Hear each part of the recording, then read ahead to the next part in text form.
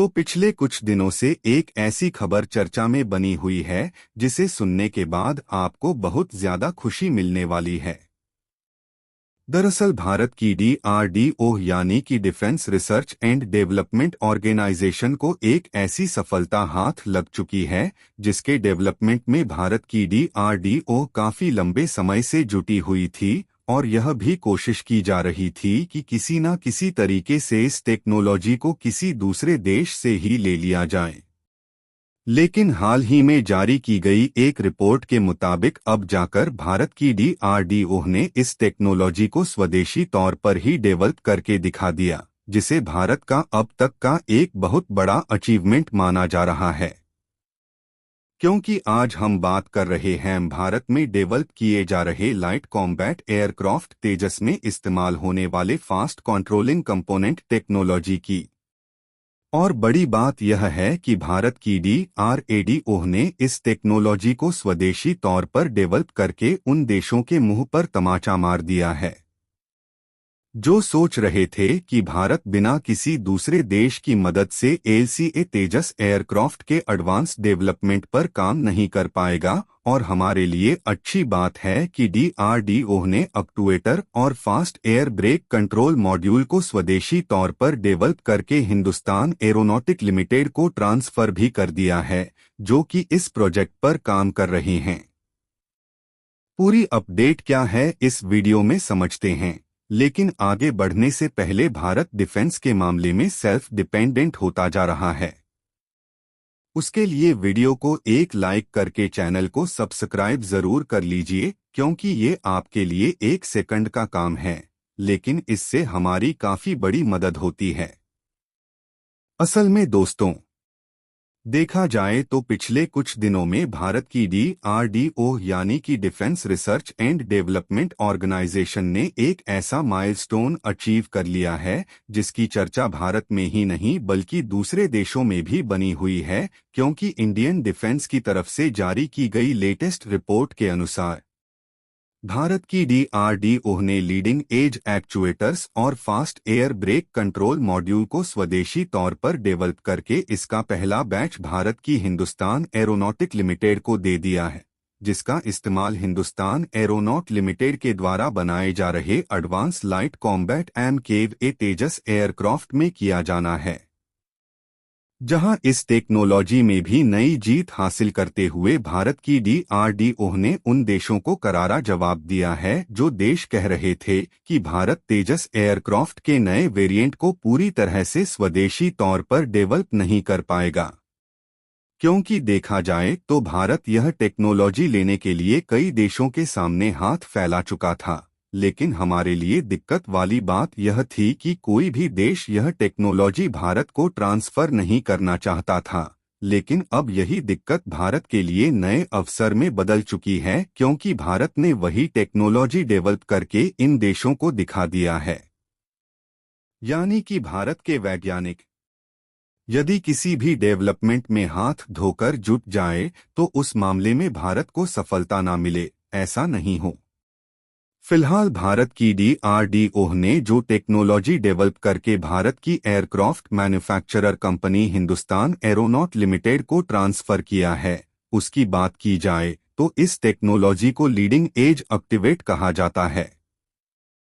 जो कि एक ऐसी एज कटिंग टेक्नोलॉजी है जिससे किसी भी एयरक्राफ्ट को है स्पीड में भी आसानी से कंट्रोल किया जाता है। जहां लीडिंग एज एक्टिवेट एयरक्राफ्ट के पंखों पर उच्च लिफ्ट उपकरणों को तैनात करने में काफी ज्यादा महत्वपूर्ण होता है, जिसका इस्तेमाल एयरक्राफ्ट में लगे हुए स्लेट्स में किया जाता है, जो कि किसी भी एयरक्राफ्ट की लैंडिंग और टेक ऑफ के दौरान ऊपर नीचे होते हैं, जिससे उनकी लैंडिंग और टेक ऑफ के समय काफी ज्यादा आसानी होती है। और खासकर तेजस जैसे फाइटर जेट के लिए तो यह बहुत ही ज्यादा उपयोगी है, क्योंकि देखा जाए तो फाइटर जेट को बार बार लैंडिंग और टेक ऑफ की जरूरत पड़ती है, और उड़ते हुए एयरक्राफ्ट को हवा में ऊपर नीचे करना हो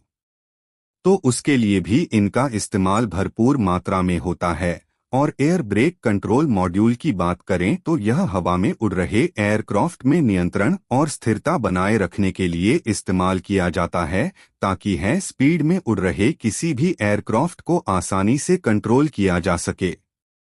जिससे यह एलसीए तेजस की उड़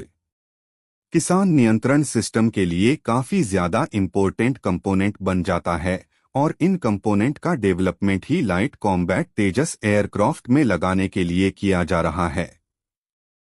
यानी कि इस टेक्नोलॉजी के सक्सेसफुली स्वदेशी तौर पर डेवलप कर लेने के बाद अब भारत के एयरक्राफ्ट की ताकत बढ़ने वाली है।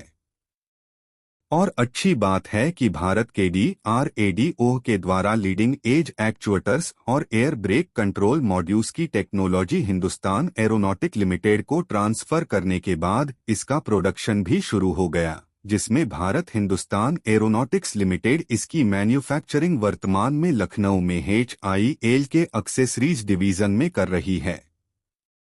जो भारत की एरोस्पेस विनिर्माण क्षमताओं में एक महत्वपूर्ण प्रगति का प्रतीक है।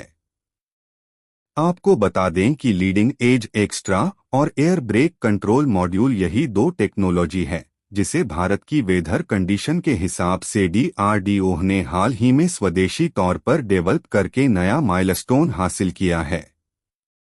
जिसकी चर्चा भारत ही नहीं बल्कि भारत के अलावा दूसरे देशों में भी हो रही है, क्योंकि भारत ने इसे ऐसे डिजाइन और डेवलप किया है कि इस टेक्नोलॉजी को तेजस एयरक्राफ्ट में लगाने के बाद उनका इस्तेमाल हर तरीके के वेदर कंडीशन में किया जा सकता है।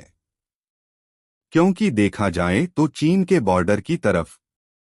पहाड़ वाले इलाके हैं जहां पर ज्यादातर मौसम बदलते रहते हैं, जबकि पाकिस्तान के बॉर्डर पर रेगिस्तान वाले इलाके पाए जाते हैं, जहां भारत को इस टेक्नोलॉजी पर इस तरीके से काम करना था ताकि इनका इस्तेमाल हर तरीके की वेदर कंडीशन में किया जा सके। वैसे देखा जाए तो भारत ने इस टेक्नोलॉजी पर काम करने से पहले कई देशों के सामने हाथ फैलाया, लेकिन हम जिन देशों से इस टेक्नोलॉजी की बात कर रहे थे वह सभी देश इसे भारत की वेदर कंडीशन के हिसाब से डिजाइन नहीं कर पा रहे थे, जिससे भारत में बनाए जा रहे तेजस एयरक्राफ्ट के नए वेरिएंट में दिक्कतें आना शुरू हो गई थी और भारत के द्वारा शुरू किया गया यह प्रोजेक्ट डिले होता जा रहा था, जिससे भारत की DRDO ने इसी दिक्कत को अवसर में बदलते हुए इस टेक्नोलॉजी पर खुद काम करना शुरू किया और भारत में बनाए जा रहे तेजस एयरक्राफ्ट के नए वेरिएंट प्रोजेक्ट में देरी होने से पहले भारत की DRDO ने इस टेक्नोलॉजी को इंडिजिनस डेवलप करके हिंदुस्तान एरोनॉट लिमिटेड के हाथों सौंप दिया, जिससे कि हिंदुस्तान एरोनॉट लिमिटेड इस टेक्नोलॉजी का इस्तेमाल करके तेजस एयरक्राफ्ट के नए वेरिएंट को समय अनुसार बना सके। भारतीय वैज्ञानिक की इस उपलब्धि पर आप क्या कुछ कहना चाहते हैं? कमेंट में जरूर बताएं। वंदे मातरम, भारत माता की जय।